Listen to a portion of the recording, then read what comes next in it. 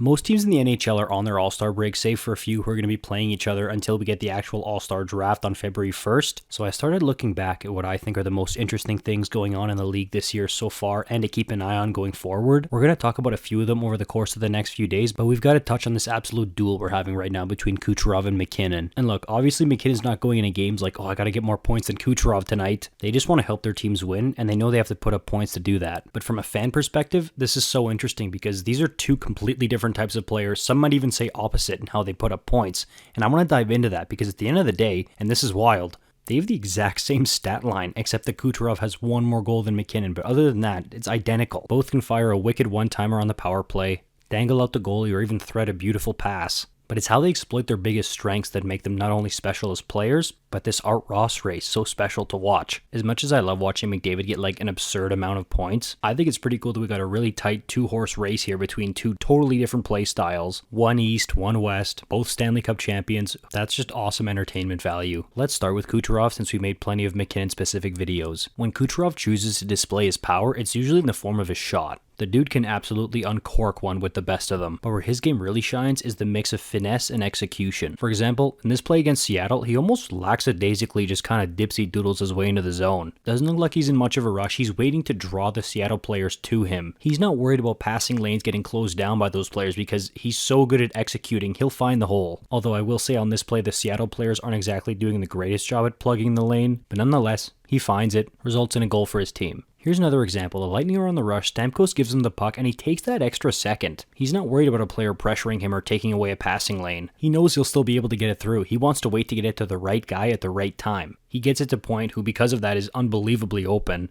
Goal. Another thing Kucherov does so well, he's been called a master of deception for a while here. And it's true, he really does a good job of deceiving and selling guys on things that he's not actually going to do in order to get his points. His famous no move on the breakaway is a perfect example of it. Another way he likes to do it is he knows that teams know how good his one-timer is. So when he loads up for a one-timer, he knows he's got two options. He can actually rip the thing and try to score, or he can sell like he's going to do that and pass it across to an open teammate, usually Stamkos on the left circle or Braden Point in the slot. Those are just a couple examples of what makes him special, but man, as far as finesse, execution, and deception, this guy's just unreal. MacKinnon can also show off those things, especially the deception, but where his game shines is the power. The way he stick handles, the way he skates, the way he shoots, even the way he looks at people on the ice. There just is no off switch with Nathan MacKinnon. Like in that earlier clip where Kucherov was kind of coasting into the zone, if MacKinnon did that, he'd probably stop on a dime so hard he'd give a snow shower to the 8th row of the crowd. And he's so good at using that to his advantage. He knows how to use that intensity perfectly to open up space on the ice. And man, it's fun to watch this guy get the puck in a dangerous position because you just know that he's going to put everything he has into that shot almost every time. If you guys want to see more videos like this, maybe leave me a suggestion in the comments. Who's a player or two players that I could maybe even compare or contrast what they do so well to have success in the NHL? Let me know in the comments. Like and subscribe. I'll see you in the next one.